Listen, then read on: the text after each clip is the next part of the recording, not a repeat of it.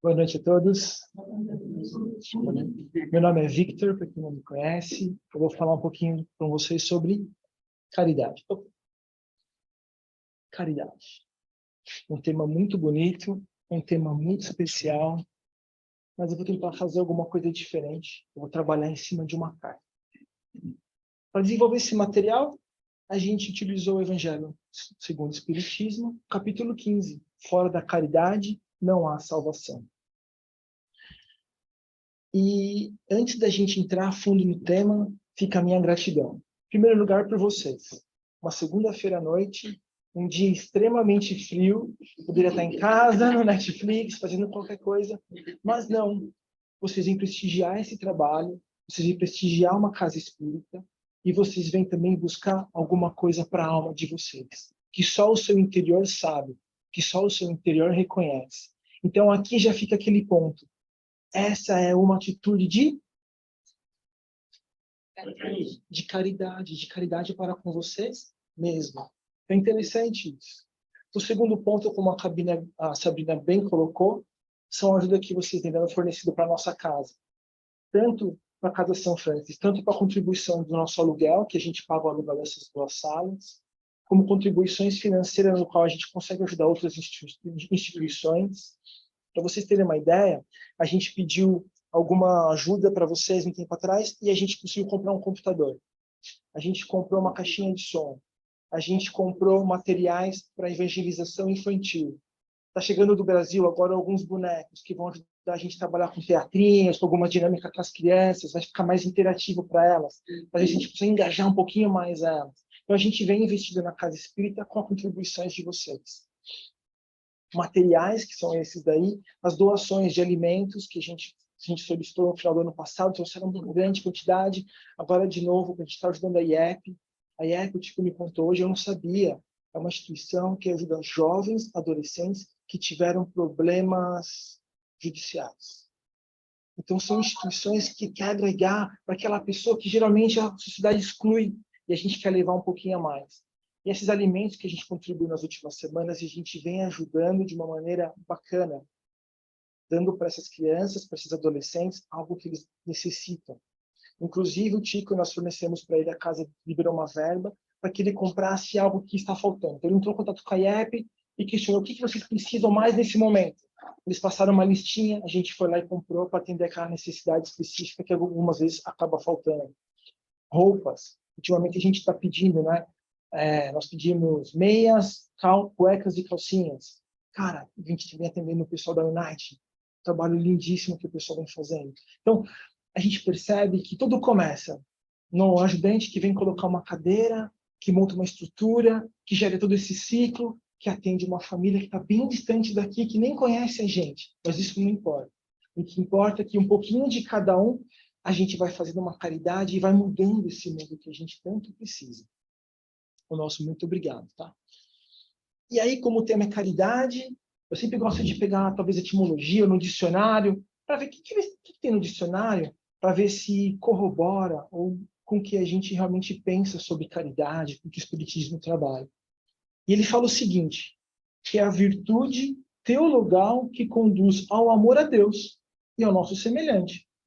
Eu falei, cara, gostei dessa parte, achei interessante. E é verdade. Ato pelo qual se beneficia o próximo. Eu falei, pô, peraí. Será que é só o próximo que se beneficia? Será que é só uma pessoa? Ou são os próximos? E a pessoa que está fazendo isso, ela se beneficia também? A gente vai ver daqui a pouquinho. E ele coloca como exemplos os pobres e os desprotegidos. Será que é só com o pobre que existe caridade? Só com o desprotegido? De igual para igual não existe? E se tiver alguém que está com um nível superior, não existe caridade? A gente sabe que muitas vezes muitas pessoas que têm poder aquisitivo financeiro continuam sofrendo. As pessoas que cometem muito suicídio hoje em dia são pessoas que têm condições financeiras excelentíssimas, roqueiros, etc. Só que falta alguma coisa. E elas cometem algumas vezes algumas atitudes que não são muito boas. E elas precisam de ajuda. Todo mundo precisa um pouquinho. Então eu coloquei aqui, mas será que é só isso? Não, não é só isso. E aí no capítulo 15, o novo título, Fora da caridade não há salvação. Aí eu comecei a me questionar, que salvação é essa? Que salvação que a gente busca? Que salvação que só tem com a caridade? Eu comecei a me questionar e pum, é a liberdade. A gente está buscando uma certa liberdade. Ah, mas a gente não tem um livre-arbítrio? Tem. A gente não pode escolher o nosso caminho? Tem. Mas será que tudo me convém? Das imperfeições. A liberdade das nossas imperfeições. Porque muitas vezes a gente está travado em algumas coisas que talvez... Será que o caminho é esse? Da prática do mal? Muitas vezes a gente está no mundo de provas e expiações, a gente se depara com algumas situações que a gente perde a cabeça. No trânsito. Eu lembro que, eu tenho lutado muito com isso. Mas antigamente um cara me fechava, eu ficava doido. Não, tava na faixa no meio lá, tem a da direita, mas o cara tá atrás de mim, colado. Eu ficava maluco, eu falava, meu Deus, eu ficava com raiva. Qual que é o problema de deixar o cara embora? A gente não sabe qual que é a dor de cabeça dele, qual que é o problema que ele tem. Então, a gente às vezes fica desejando mal por umas situações tão pequenas, mas é um mundo que a gente tem para evoluir. É um mundo de provas e expiações que é a Terra hoje. Dos prazeres mundanos, bebida, o álcool, alguns excessos que a gente faz, do que não tem valor moral, de algumas coisas que não agregam nada para a nossa vida e a gente fica preso naquilo. Então, quando eu entendi, eu falei, caraca, então existe uma maneira no qual eu consigo trabalhar e eu vou conseguir essa salvação, que eu vou conseguir quebrar tudo isso, e a gente vai entender que é a caridade. E para falar um pouquinho da caridade, eu peguei essa carta. Nós vamos discutir sobre a carta do apóstolo Paulo de Tarso. E a gente vai entender, eu vou contar bem resumidamente, eu não sei se todo mundo já conhece essa história, é uma história lindíssima, mas eu vou fazer ela muito, muito reduzida, para a gente entender o que é uma transformação. Muitas vezes a gente trabalha e está muito ocupado e a gente não tem tempo, a nossa rotina direciona a nossa vida para um lado, e a gente fala, não consigo fazer isso. Porque não dá, porque não dá. E a gente vai entender que ele mudou quem ele era. Paulo de Tarso, ele nasceu em Tarso, vem do nome dele também, na Cilícia, na região norte do Mar Negro. Ele era judeu, fazia parte dos fariseus e era assumidamente anticristão. Ele era tão anticristão que ele matava, inclusive o irmão da sua noiva. Ele ele participou do julgamento dele, levando ele à morte, Estevão. Olha só o nível de intolerância daquela época. Você não pensa que nem eu? Morte. Não tem essa abertura que a gente tem hoje, dar uma segunda chance, de conversar, de tentar entender o outro lado. Por que ele pensa diferente de mim? Por que a opinião dele, a minha é melhor que a opinião dele? A minha opinião é melhor que a opinião dele. Porque a opinião dele é relevante. É no trabalho, é na faculdade, é no dia a dia, é em casa, às vezes, discutindo por coisas pequenas.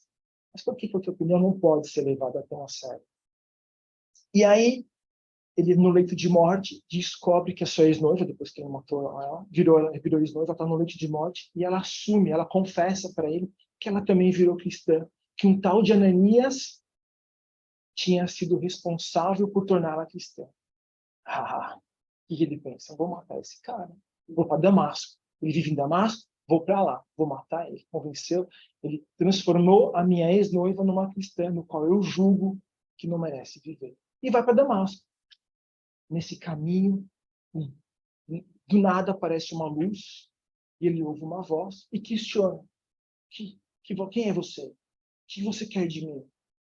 Aí ele fala: vá para a cidade e lá você saberá o que fazer. Nesse caminho ele fica cego e ele chega na cidade.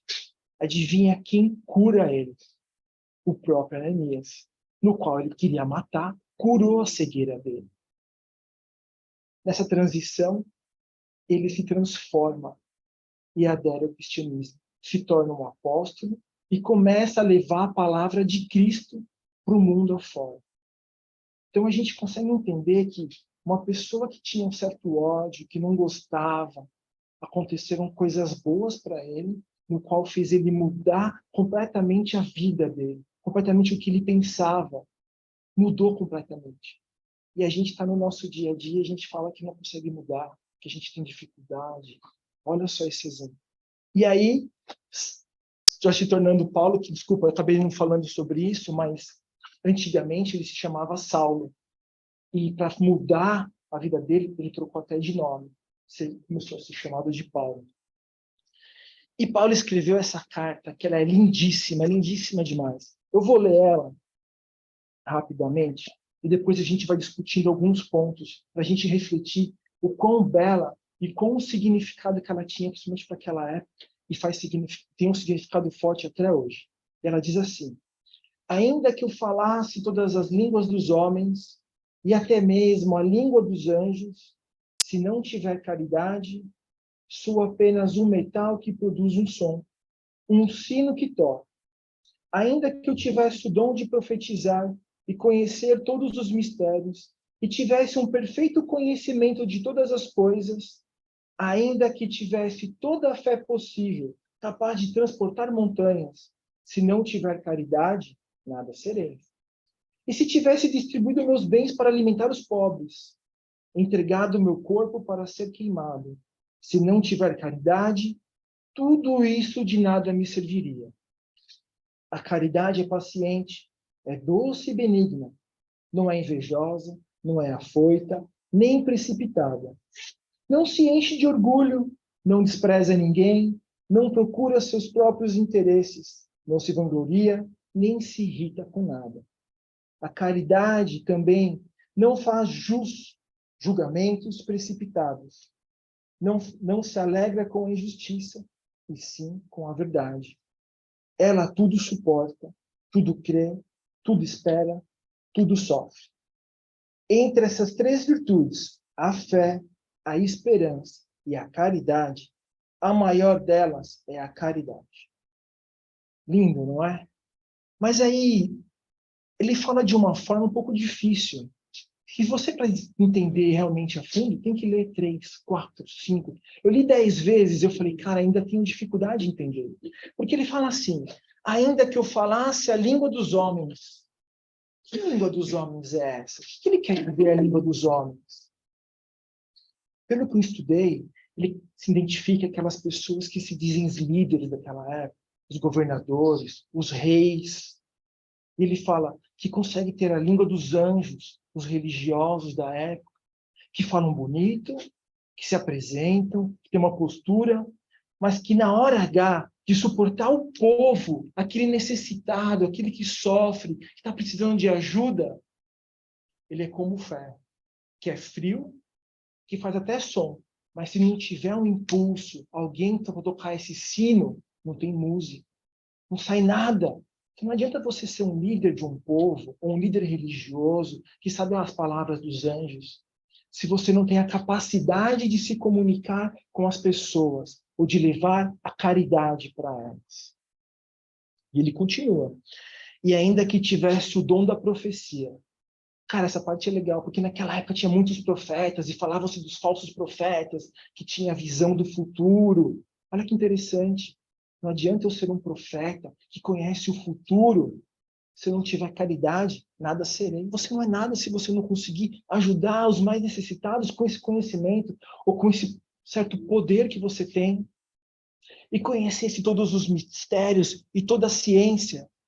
Aqueles grandes sábios, tinham sábios que sabiam de tudo, como eram os planetas, como funcionava o universo, e faziam várias previsões. Mas espera aí, que adianta ter esse conhecimento se você não passa para frente, se você não conversa, se você não usa isso para o bem, se não usa isso para fazer coisas boas para quem mais necessita? Que adianta você ser um sábio? Eu lembro que quando eu era adolescente, eu arrumei um estágio numa concessionária. Eu era mecânico de carros, estava todo felizão, né? Aí eu cheguei na concessionária, primeiro dia de trabalho, meu chefe falou, você vai ficar com esse cara. Eu falei, pô, legal. Todo empolgadão, achando que ia conseguir já mexer nos carros, né?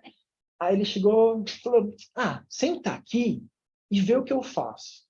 Eu falei, legal. Aí ele ficava vendo lá, ele falava alguma coisinha, eu ficava lá vendo. Eu falei, e aí, né? Caramba, vai tomar um café, não precisa esquentar a cabeça, aproveita para descansar. E aquilo me incomodava de um jeito, e passou 1 dia, 2 dias, 3 dias. Aí eu cheguei para o meu chefe e falei assim para ele, eu acho que até foi uma intuição, eu falei assim para ele, posso fazer um job rotation? Conhecer como outros mecânicos trabalham? Ele falou, boa ideia, gostei dessa ideia, vamos fazer isso, vamos com o Zé lá. Ô Zé, ajuda o menino aqui. A estagiária explicou para ele a minha função, E ele começou, ó, vem cá, tá vendo isso aqui? Tá quebrado por causa disso, tá vendo esse barulho? É isso. E começou, desmonta assim, desmonta assado, faz assim. Cara, eu comecei a aprender. E aí ele chegou depois de 3 dias e falou, vamos fazer o job rotation. Não, não quero mais. Não quero mais. Eu quero ficar com ele, porque ele divide conhecimento. Ele está me ensinando, eu não quero conhecer nenhum outro. E às vezes no trabalho, a gente se depara com essas situações de pessoas que têm um conhecimento, mas têm medo de perder a vaga para você. E aí tem uma frase muito linda, que é do Erdeligian de Souza. E ele fala assim, compartilhar conhecimento é o caminho mais próximo da sabedoria. Olha que frase linda. Compartilhar conhecimento é o caminho mais próximo da sabedoria. É dividir o que sabe. Cara, senão, qual que é a vantagem de conhecer tudo isso? A gente não consegue ensinar os melhores para substituir a gente, para que a gente também progrida e vá para outros patamares. É lindo isso. E aí ele continua. E ainda que tivesse toda a fé. Fé é maravilhoso. Ter fé em Deus, ter fé num dia melhor, num mundo melhor. Mas ter fé sem obra, gente, fica difícil. Ter fé que o mundo vai melhorar, que a gente vai passar de um mundo de provas e expiações para um mundo de regeneração. Mas se a gente não faz nada para mudar, não vai mudar. Tem uma frase muito linda que ele fala aqui no Evangelho, que fala assim, não fazer o mal, eu não faço mal a ninguém. Não fazer o mal é não fazer o bem também. A gente precisa fazer o bem para fazer a diferença. Se a gente quer um mundo de provas e expiações, que ele se fica para o passado, e a gente quer buscar um mundo de regeneração para que a gente viva um pouco melhor, a gente deixe esse mundo de maldade para trás, depende de nós fazermos isso. E trabalharmos para fazermos o bem, de tal maneira que transportasse os montes. Se não tivesse caridade em cima disso, nada serei. E ele continua. E ainda que eu distribuísse toda a minha fortuna. Gente, distribuir fortuna por distribuir é uma esmola. É dar. Isso me lembra uma palestra, uma exposição que eu fiz há um tempo atrás, que falava sobre o óbolo da viúva. Essa parábola é lindíssima, que fala de pessoas ricas que se esbanjavam por dar grandes fortunas aos pobres e eles se vangloriavam e tal. E aí vem uma pobre senhora que ela dá uma moedinha. E Jesus fala com os seus apóstolos, aquela moeda vale muito mais do que todo aquele dinheiro dos ricos doaram. Por quê? Porque para ela vai fazer falta. Está deixando de comer, deixando de fazer alguma coisa, ela está doando para ajudar. Tem um valor muito maior. Então não é só simplesmente distribuir minha fortuna para o centro dos pobres. Não é só simplesmente isso. Tem que ser doado com amor. E que ainda entregasse todo o meu corpo para ser queimado. Essa parte é muito interessante. O que quer dizer meu corpo a ser queimado? Não tem aquelas pessoas que se autoflagelam para tentar conquistar alguma coisa? Eu não quero julgar ninguém, mas para cada um refletir. Tem alguns processos, algumas pessoas que fazem grandes peregrinações, que fazem grandes devotamentos. Isso é muito bom, talvez para a pessoa, para o ego. Mas se não for para ajudar alguém, se alguém não tiver muito benefício, esse amor talvez não foi 100%, vamos falar assim. Não atingiu o que deveria atingir. Porque quando a gente faz um sacrifício, por exemplo, um jejum, vou ficar um tempo jejuando por causa de um propósito. Mas se eu não pegar esse prato de comida que estava na minha mesa e não colocar na mesa do outro, talvez faltou um pouquinho nessa ideia. Na minha visão é assim. Eu acho que vale cada um refletir sobre isso. Porque se automutilar, sofrer, fazer um jejum, mas se não for benefício do outro, talvez eu acho que falta alguma coisa. E ele coloquei, eu deixei aqui de propósito. Ele falou assim, ó, se não tivesse amor, nada disso me aproveitaria. Eu deixei o amor aqui. Por quê? Porque em algumas religiões, eles não colocam caridade, eles colocam amor nessa carta do apóstolo Paulo. Eu achei lindo isso daí, porque ele está associando a caridade como um amor verdadeiro ao próximo. Eu falei, vou deixar aqui nessa parte aqui. Aí ele continua. A caridade é paciente, é doce e benigna. Essa parte do paciente é interessante, porque muitas vezes a gente espera um resultado na hora, né? A gente ajuda uma pessoa, a gente ajuda uma entidade, e a gente acredita que, bom, agora vai funcionar, agora vai rodar, agora a gente... Mas espera aí, cada pessoa, cada entidade tem o seu tempo. tem um momento ideal que as coisas acontecem a transformação. Na história de Saulo, quando se tornou Paulo, é isso. Precisou de um processo para que ele se tornasse quem ele se tornou. A gente também tem um processo para a gente tornar, para a gente ter a caridade, ou ser caridoso. Tem todo um processo que vai aos poucos. Então não adianta a gente querer também acelerar esse processo, ou que a pessoa que a gente está ajudando corresponda para a gente de uma forma rápida. Às vezes não funciona assim. Ela é doce e benigna, e não é invejosa. Se não for doce, se não for para fazer o bem, gente, não adianta, não é caridade. Tem que ter esse carinho no coração, essa vontade de querer ajudar, essa vontade de ver o próximo de uma maneira muito melhor do que ele é. E também não é invejosa. Não é porque o outro faz tal coisa que eu quero ser melhor que ele. Não é dessa maneira que a gente consegue fazer caridade. Não é assim que a gente consegue ajudar as pessoas. Não é tendo inveja do outro, mas é assim, é a gente reconhecer que a gente pode fazer o bem, que a gente tem a capacidade disso e a gente vai se dedicar para que isso aconteça. Não é afoita. Afoita é medo. Muitas vezes a gente se depara com algumas situações que a gente tem medo de ajudar. Fala, poxa, eu não sei se eu ajudo, eu não sei o que eu faço. Se eu ajudar, pode ser que a pessoa vai comprar mais droga. Mas se ela estiver com fome, mas ela pode se envolver com bebida. Mas ela vai usar esse dinheiro para outra coisa. E aí a gente tem medo, talvez, de ajudar. Ou a gente fica julgando muito para tentar ajudar. Então a gente tem que, talvez, quebrar um pouco desse medo e perder essa angústia de, não sei se sim, não sei se não. E sim, tentar fazer a diferença para aquela pessoa. Porque não importa quem, não importa a etnia, não importa o que essa pessoa sofreu, o que aconteceu, a gente vai tentar, de alguma maneira, ajudar ela. E não é nem precipitada também. Porque a gente tem que ajudar as pessoas a fazer caridade com inteligência. Não adianta a gente querer sair correndo, atropelando as coisas, porque cada coisa, cada momento tem o seu tempo. Não adianta a gente querer fazer, vamos ajudar aqui, vamos ajudar assado, ou achar que a pessoa vai reagir de uma maneira positiva. Calma, vamos devagar, vamos planejar essa caridade, vamos fazer aos poucos isso. Não se enche de orgulho. Essa frase é muito bonita.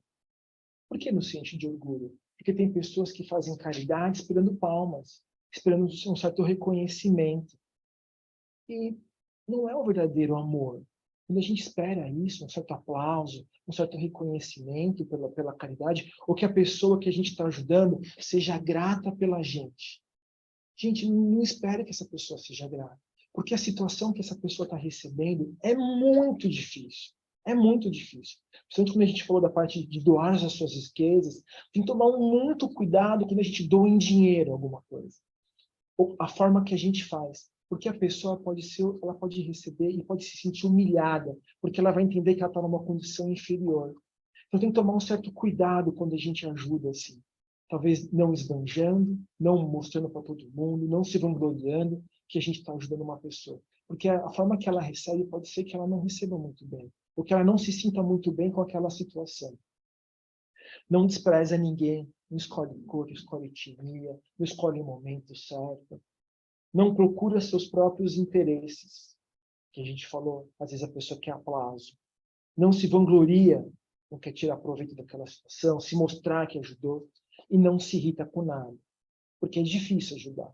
A gente pega as histórias de Jesus, que fez muita caridade e sofreu demais. Pega Chico, também sofreu demais nessa jornada da vida dele. E outros exemplos grandes que a gente tem. Se você se irritar com alguma coisa que alguém fala, com alguma coisa que acontece, a gente acaba deixando essa caridade de lado. A gente tem que tomar um certo cuidado com isso, de deixar passar. A caridade também não faz julgamentos precipitados. A gente não julga quem a gente vai ajudar. A gente não escolhe. A gente aproveita uma oportunidade e vai ajudar. Não se alegra com a injustiça, e sim com a verdade. Não importa se a gente vai ajudar uma pessoa que é simples, uma pessoa que é rica, a gente está tentando ajudar quem precisa. E nesse momento, se a gente não ajudar com a verdade, ou fazer coisas erradas para tentar fazer com que essa pessoa se sinta bem, talvez não seja o momento certo. E essa frase é muito linda. A caridade, ela tudo suporta. Ela aguenta os trancos. Tudo crê, tudo espera e tudo sofre. E aí a gente lembra de Gandhi, porque esses caras, Chico, Divaldo, esses caras que se doaram para a vida do outro, pega a Madre Teresa de Calcutá e outros exemplos lindíssimos, eles participaram por justamente isso. Tudo suportaram, creram demais, tiveram uma grande esperança e sofreram muito para que tivesse benefício para o próximo. E aí ele termina assim: entre as 3 virtudes, a fé, a esperança e a caridade. A maior delas é a caridade. A gente tem fé. Temos fé. A gente tem esperança de um mundo melhor. A caridade, nós possuímos no nosso coração. Ou nós somos umas pessoas caridosas, ou nós nos tornamos caridosos, ou não somos caridosos.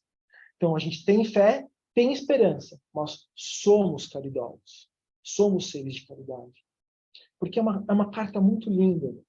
E é gratificante quando a gente vê uma pessoa que realmente vai num asilo para ajudar, vem num centro espírita, ela separa algumas horas do dia para se dedicar a alguém, mas é mais bonita aquela pessoa que ela tem no coração a caridade, que é uma pessoa caridosa, e não tem momento ruim para ela. É a pessoa que está com um sorriso para vocês, é a pessoa que cruza com vocês e te cumprimenta. É o que a gente pode fazer no nosso dia a dia. É quando um amigo nosso está com uma certa dificuldade e a gente dá aquele abraço que a pessoa precisa. Então, a caridade é um ato de ser, é ser caridoso. É lindo quando a gente ajuda, em alguns casos pontuais, mas está no coração da gente tentar fazer essa mudança. E a Andréia, para a gente finalizar, tomando mais uns minutinhos, a Andréia trouxe lindamente, umas boas semanas atrás, sobre o BIP da caridade, você lembra sobre isso? E a questão 886. Eu só trouxe essa questão porque a gente está falando sobre o apóstolo. Você pode falar, mas isso está muito ligado com a Igreja Católica. Não, não, não. Na questão do Livro dos Espíritos, a 886, ele pergunta qual o verdadeiro sentido da palavra caridade, tal como Jesus entendia. E ele fala, benevolência para com todos, ser bom. Indulgência para as imperfeições dos outros, aceitar as diferenças e perdão das ofensas. Esse é o bico da caridade. E para a gente fechar a noite de hoje, a frase que está no final do capítulo do Evangelho, do capítulo 15, é a seguinte, e ela deixa uma mensagem muito bonita. Deixem que a caridade controle todas as suas ações, pois ela, além de impedi-los de fazer o mal, vai levá-los a fazer o bem. Não basta uma atitude passiva, ficar parado sem fazer nada. É preciso uma atitude ativa. É preciso fazer o bem para que ele aconteça. A gente para os pacientes já se posicionarem lá, a gente está finalizando. Que fique essa mensagem no coração da gente. Que a caridade é o amor sendo colocado em prática. Não é simplesmente o amor. Não é simplesmente ajudar. É a gente realmente doar alguma coisa para alguém. Caridade não é sobre só doar. É como se está doando. Para que a gente leve isso para a gente ao longo da semana. Agradeço a presença de vocês mais uma vez. A gente vai fazer a prece. Primeiro a gente vai chamar as crianças para fazer o passar o passe. E daqui a pouco a gente vai chamando de 3 em 3, de 4 em 4. A gente chama aos pouquinhos, tá bom? De 3 em 3. Obrigado. Bom, Bom? adorei. Gostou? Muito bom. Eu fico muito feliz. Obrigado. Amém. Vamos fazer a nossa prece final.